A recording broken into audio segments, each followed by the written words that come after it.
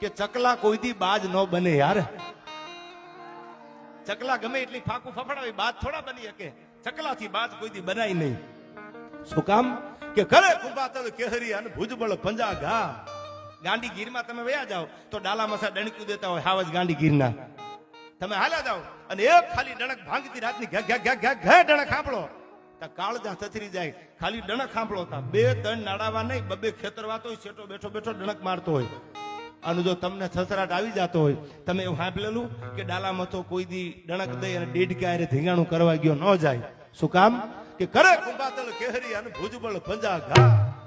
એ ડેઢકા માસે દા કોઈ દી ખેલે નહીં હાવજ ખીમરા. એનો દા કોઈ દી ડેઢકા માસે હોય નહીં. પણ હવે મારે જે વાત કરવી છે, આ બેનો બેઠા છે એટલે સાંભળી લીજો. શરૂઆત કરું અહીંથી. 1857 નો વિપ્લવ. આમાંથી એજ્યુકેટેડ ને અને અભણ ને બધાને ખબર છે સરકાર કે ભારતને આઝાદ કરવા માટે થઈ અને 1857 નો અંગ્રેજોએ જેને બળવો કીધો, જેને વિપ્લવ કીધો, અંગ્રેજોએ બળવો નામ આપ્યું. હકીકતી બળવો હતો નહીં, એ તો ભારતને આઝાદ કરવાનો પ્રયાસ હતો 1857 માં. હવે સાંભળજો, આ દેશની દીકરીઓનું સમર્પણ કેટલું છે, આ દેશની દીકરીઓનો ત્યાગ કેટલો છે. 1857 નો બળવો અંગ્રેજોએ નામ આપ્યું.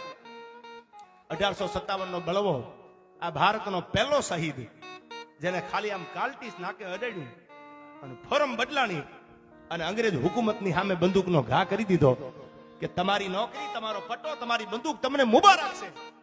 કે પણ કારણ કે આ કાલટીસમાં ગાયનું મટન છે, ગાયનું માઉસ છે, અને હું હિન્દુનો દીકરો છું. ગાય અમારા માટે માં છે, અમારી જનેતા છે. અને આ કાલટીસમાં ગાયનું માઉસ છે, ઇંગ્લેન્ડ ગવર્નરે આપ્યું છે, અને આ અમારા મોઢેથી કાલટીસ તોડવાનો થાય તો હિન્દુનો દીકરો કોઈ દી ગાયનું માઉસ અડે નહીં. હિન્દુ માટે તો ગા માં છે. એમાં 33 કરોડ દેવતાનો, આપણા શાસ્ત્રો, આપણા ધર્મોએ એમાં 33 કરોડ દેવતાનો વાસ કીધો છે. હિન્દુનો દીકરો કરે નહીં કે માની જા મંગલ પાંડે, એ બ્રાહ્મણનો દીકરો હતો મંગલ પાંડે, કે માની જા, કે ન માનું કે તો ફાંસીએ દેવામાં આવશે. એકવાર નહીં, જન્મો જન્મ સુધી જો હિન્દુસ્તાન માટે ફાંસીએ ચડવું પડે તો મંગલ પાંડેની તૈયારી છે. સરફરોશો કી તમન્ના અબ હમારે દિલ में है, देखना है जोर कितना बाजुए कातिल में है. આ લખવા વાળો રામપ્રસાદ બિસ્મિલ હતા. અને તેથી 1857 ના વિપ્લવમાં 1857 નો બળવો થયો. એમાં પહેલો વેલો જો કોઈ હિન્દુસ્તાન માટે શહીદ થયો હોય, હિન્દુ ધર્મ માટે, હિન્દુસ્તાનની ધરતી માટે, તો મંગલ પાંડે હતો. સાહેબ, આવા બલિદાનને કોઈ દી ભૂલતા નહીં. અને હવે સાંભળજો, 1857 ના બળવામાં રજવાડા લઈ લીધા ગવર્નરે, જમીનો લઈ લીધી, આજકી લીધું. હિન્દુસ્તાન માટે અત્યાચાર વધવા માંડ્યો. તેથી 30 વર્ષની 32 વર્ષની દીકરી, આ દેશની દીકરીઓની તાકાત તો જો. તેથી ઘોડાના પેગડે દીકરીએ પગ મેલ્યા અને ભાગડતા ભાગડતા ભાગડતા ભાગડતા ભાગડતા ભાગડતા એ ભાગડતા ઘોડાની પડગલી વાગતી જાય અને તરવાર તાળ્યા દેશની દીકરીએ. અને દેશની દીકરી હાથમાં તરવાર લઈને યુદ્ધના મેદાનમાં ઉતરીને ત્યારે અંગ્રેજ હુકુમત, ઇંગ્લેન્ડ અંગ્રેજ હુકુમત એમ કીધું તું કે છે કોણ? કે અંગ્રેજોના પાયા હલબલવા મંડ્યા. અને તેદી એને કીધું તું ઝાંસીની રાણી લક્ષ્મીબાઈ હાથમાં તરવાર લઈને નીકળી છે. હાથમાં તરવાર લઈને આ દેશની દીકરી ધીંગાણે ચડી છે. ખાલી દીકરા ધીંગાણા કરે, ખાલી પુરુષો ધીંગાણા કર્યા એવું છે જ નહીં. જ્યારે જ્યારે જરૂર પડી ત્યારે આ દેશની દીકરીઓએ ધર્મ માટે, પોતાના વતન માટે, પોતાને સલામતી માટે, પોતાની આબરૂ માટે હાથમાં તરવાર લઈને ધીંગાણા કર્યા છે. આવા દેશમાં આપણે જન્મ્યા છીએ, એનું આપણને ગૌરવ છે. એ ભારત દેશ છે આપણો. ત્યારે મને છત્રપતિ શિવાજી મહારાજ, આ હિન્દુ ધર્મની વાત થઈ ત્યારે મને યાદ આવે. પણ પેલા ઉલ્લેખ કરી દો, સરકાર શિવાજીનો જન્મ થયો, 85 ગામની મંજલ કાપેલી અને શિવાજીનો જન્મ થયો. જે જન્મ થયો એ મંદિર શિવનું હતું, એટલે એનું નામ શિવાજી પાડવામાં આવ્યું. મંદિર શિવનું હતું, શિવના મંદિરમાં જીજાબાઈએ જન્મ દીધો દીકરાને, એટલે એનું નામ શિવાજી પાડ્યું. હવે વાત સાંભળજો, ગીત પછી ગાવ. શિવાજીનો જન્મ થયો એટલે બાળકનો, કોઈ પણ બાળકનો જન્મ થાય તો માં એને ધાવણથી દૂધ દેતી હોય, માં દૂધ પીવડાવતી હોય. તો જન્મ થયો શિવાજીનો, તો પોતાના ધાવણની હારે હારે જીજાબાઈ ઝેરના ટીપા શિવાજીને પાતી. ઝેરના ટીપા વાટકીમાં લઈ રૂની પૂણિયું બોળી બોળી અને ધાવણના દૂધની હારે હારે ઝેરના ટીપા મંડી પાવા શિવાજીને. ત્યારે કોઈ કીધું કે જીજાબાઈ તું ગાંડી થઈ ગઈ છો. કેમ? કે આવડા નાના દીકરાને ઝેર થોડું પાવાનું હોય, ઝેરના ટીપા થોડા દેવાના હોય.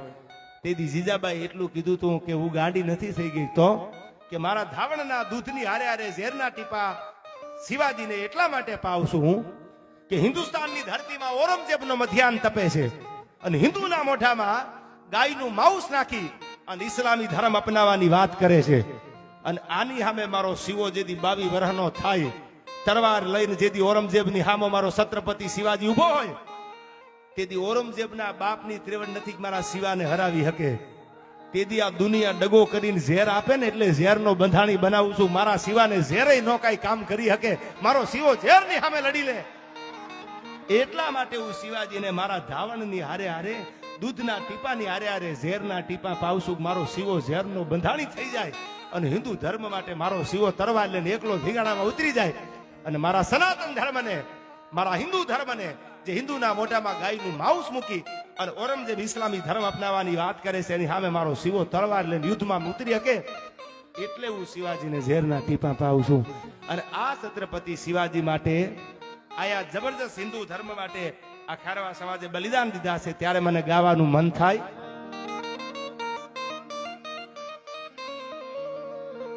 કંધાન કુખજી જા બાયની જા શિવાજી જન્મો હતો, તલવાર કેરી ધાર પર હિન્દુ ધર્મ રાખ્યો હતો. અનપડકાર કરતી પુત્ર ને મરજે શિવા મેદાનમાં, અમ દેશની આવી આર્ય રમણી અમર છે ઇતિહાસમાં. એ મારા દેશની આવી આર્ય રમણી અમર છે ઇતિહાસમાં. અને બધાને કહું છું આયતા હૃદયથી કે આ જ્યારે જ્યારે તમારા દીકરાને કે તમારી દીકરીને હાલડું ગાતા હોય, તમે ઘોડિયામાં ખોયામાં હુવારીને આમ દોરી ઝાલીને ફેરવતા હોય, ત્યારે આવા 2 કડીઓ હાલડાના ઉતારી દેજો એના ગળા હેઠે. યાર શું કીધું છે આમાં? કે જીયા ભમાવું ગેલ ચાંદલો ને જીજાબાઈ ને આવ્યા બાલ રે, જીજાબાઈ ને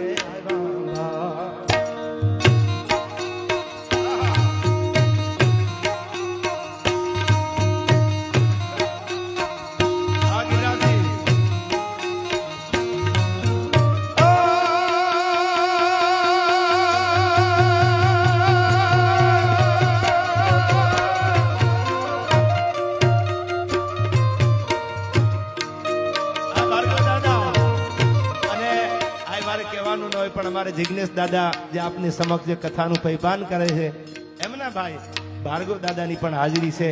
અને આ પરિવારે તો મને એટલો પ્રેમ આપ્યો છે, હું એમ કહી શકું કે આ પરિવાર મારો છે ને હું આ પરિવારનો છું, એવો પ્રેમ મને આપ્યો છે.